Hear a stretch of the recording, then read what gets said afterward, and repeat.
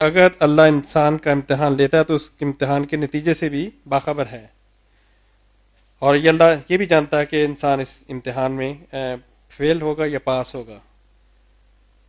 تو اگر یہی بات ہے تو پھر انسان کا اختیار کیسا؟ الحمدللہ رب العالمین والصلاة والسلام علی محمد الامین. اعوذ باللہ من الشیطان الرجیم. بسم اللہ الرحمن الرحیم. خواتین و حضرات، میں اب سب کا شکر گزار ہوں کہ آپ اس طالب علم کی معروضات سننے کے لیے تشریف لائے. منتظمین کا بھی شکر گزار ہوں کہ انہوں نے یہ موقع فراہم کیا.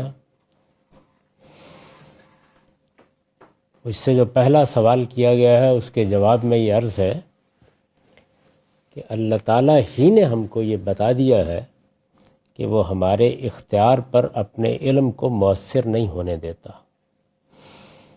وہ خالق ہے، اس نے ہمیں بنایا ہے، بہت سے فیصلے ہمارے بارے میں کر دیے ہیں جن کو تبدیل کرنے کا ہم میں سے کسی کو اختیار نہیں ہے.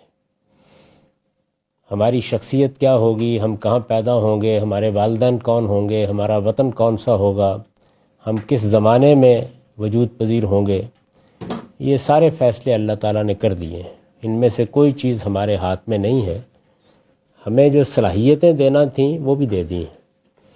کون آدمی دنیا کی تعمیر میں اپنا کردار ادا کرے گا، کون لوگوں کے علاج معالجے میں اپنی زندگی بسر کر دے گا، کون شاعر ہوگا، کون ادیب ہوگا، تو صلاحیتوں کو بھی کم و بیش تقسیم کر دیا ہے. اس میں بھی انسان کا کوئی خاص کردار نہیں ہوتا. لیکن اس کے بعد انسان کے اختیار کا دائرہ شروع ہوتا ہے. یہ دائرہ دو پہلوؤں سے، ایک دنیا کے لحاظ سے اور ایک آخرت کے لحاظ سے. دنیا کے لحاظ سے اس دائرے میں انسان اپنی صلاحیتوں کو نشو و نما دیتا ہے، پالش کرتا ہے، اپنی صلاحیتوں کی تہذیب کرتا ہے، ان کو بہتر بناتا ہے اور ان کے ذریعے سے بعض اوقات بڑے غیر معمولی کارنامے دکھا دیتا ہے. اس کا اختیار انسان کو دیا گیا ہے. اسی وجہ سے دنیا میں وہ طرح طرح کی ایجادات کرتا ہے، نئی دنیایں وجود میں لاتا ہے. اسی بنیاد پر دنیا میں بعض اوقات فساد برپا کر دیتا ہے، جنگ و جدال کا بازار گرم کر دیتا ہے. اپنے اسی اختیار کو استعمال کر کے وہ دنیا میں بہت سے ایسے معاملات کرتا ہے کہ جن میں سے کسی سے ہم کو اتفاق ہوتا ہے، کسی سے ہم کو اختلاف ہوتا ہے. دوسرا دائرہ اخلاقیات کا ہے. انسان کو چونکہ اچھے اور برے کا شعور دیا گیا ہے تو اس وجہ سے وہ اپنے اعمال میں بھی یہی رویہ اختیار کرتا ہے اور اس کا پورا اختیار رکھتا ہے. تو اللہ تعالیٰ نے یہ بات خود بتا دی ہے. ہمارے خالق نے پیغمبروں کے ذریعے سے اس کو واضح کر دیا ہے کہ میں اگرچہ ہر چیز کا علم رکھتا ہوں، لیکن میں نے فیصلہ کیا کہ میں اپنے علم کو اس دائرے میں انسان پر مؤثر نہیں ہونے دوں گا، بلکہ اس کے اختیار کی آزادی کو قائم رکھوں گا. اس کو پورا حق دوں گا کہ وہ جو راستہ اختیار کرنا چاہتا ہے اختیار کرے. جس طرح کا انتخاب وہ کرے گا اسی کے لحاظ سے اس کے ساتھ دنیا اور آخرت میں معاملہ کروں گا.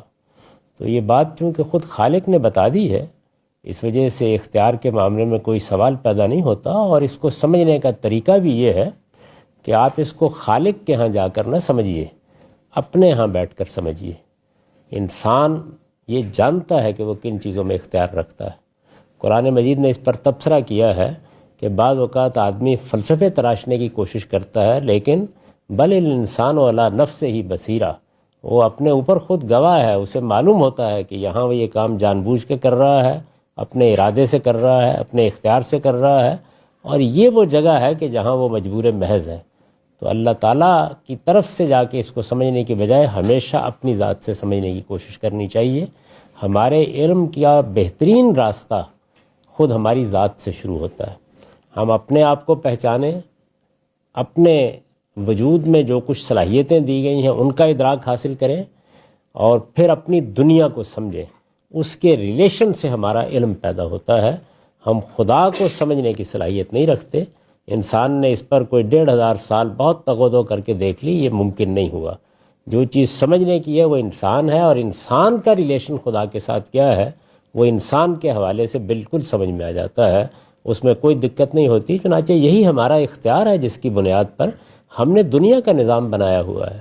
ہم اپنے ادارے اس کی بنیاد پر چلا رہے ہیں، ہم اپنی حکومتیں اس کی بنیاد پر چلا رہے ہیں، ہم ریوارڈ اور پنشمنٹ پر پورے معاشرے کو استوار کیے ہوئے ہیں، ہم اس کی بنیاد کے اوپر عدالتیں قائم کرتے ہیں، ہم نے اسی بنیاد کے اوپر اقوام متحدہ جیسا ادارہ قائم کیا ہے، تو یہ ہم کس کو دھوکہ دیتے ہیں یہ سوال کر کے؟ یعنی ہم جانتے ہیں کہ کون سا دائرہ ہمارے اختیار کا ہے، کون سا دائرہ ہمارے